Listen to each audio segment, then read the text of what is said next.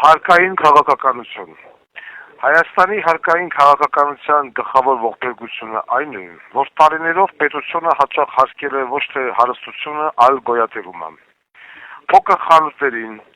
կրպակատիրոջը, արհեստավորին, գյուղացուն, տաքսիստին, երբեմն վերաբերվել են այնպես, կարծես նրանք պետության թշնամիներ են։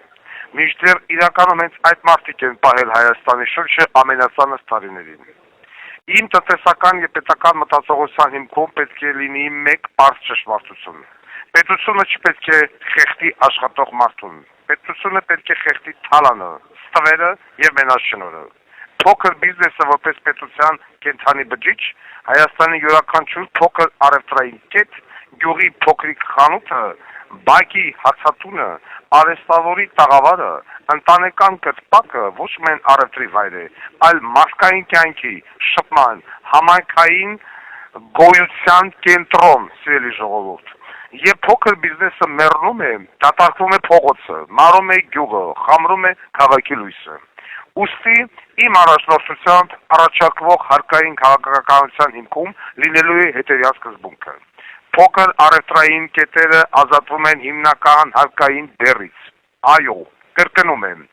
փոքր առևտրային կետերը, ընտանեկան մանր բիզնեսը, գյուղական փոքր առևտուրը պետք է ազատվի ծանր հարկային ճնշումից։ Բայց պետությունը դրա դիմաց պահանջելու է ոչ թե կաշառք, ոչ թե ստորացում, այլ պատասխանատվություն սեփական միջավայրի նկատմամբ։ Նոր ազգային համայնքային մոդել։ Յուրաքանչյուր փոքր առևտրային կետ պատասխանատու է լինելու իր շրջակայքի, լուսավորման, մաքրության, բարեկարգման, կանաչապատման, արտաքին տեսքի պահպանման համար։ Այսինքն, խանութի դիմաց մուծ փողոց չի լինելու,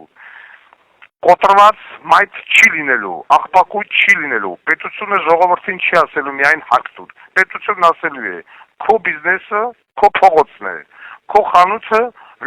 խանութի լույսը նաև պետության լույսն է։ Հարկային քաղաքականության նոր փիլիսոփայություն, հարկային համակարգը պետք է դադարի լինել պատժիչ համակարգ։ Այն պետք է դառնա զարգացման խթան, աշխատատեղ ստեղծելու գործիք, հայրենական արտադրության պաշտպանություն, միջին խավ ձևավորելու մեխանիզմ, խոշոր կապիտալի նկատմամբ կոշտ վերահսկողություն։ Երբ փոքր առևտրականը պետք է շունչ քաշի, ապա խոշոր ստվերային համակարգերը պետք է վերջնականապես ջախջախվեն։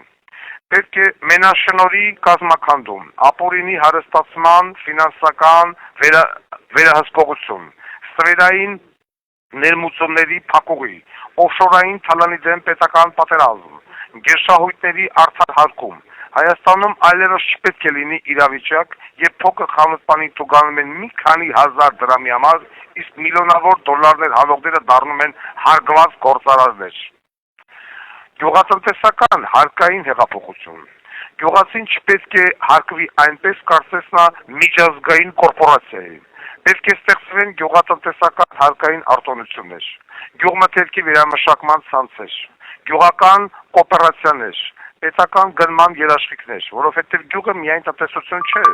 գյուղը Հայաստանի սահմանն է, թվային եւ թափանցիկ հարկային պետություն։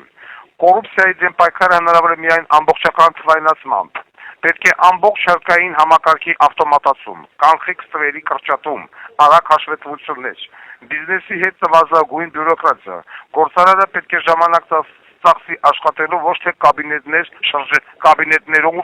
կաբինետներում շրջելու վրա։ Վերջնական տնտեսական բանաձևը։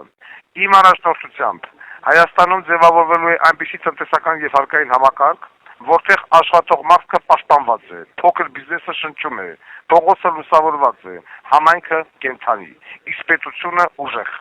Որովհետև ուժեղ պետությունը սկսվում է ոչ միայն մեծ շենքերից ու նախարարություններից, այլ գյուղի փոքրիկ լուսավորված խանութից, որի առջև հայ մարդը դեռ հավատում է իր վաղվա օրվան։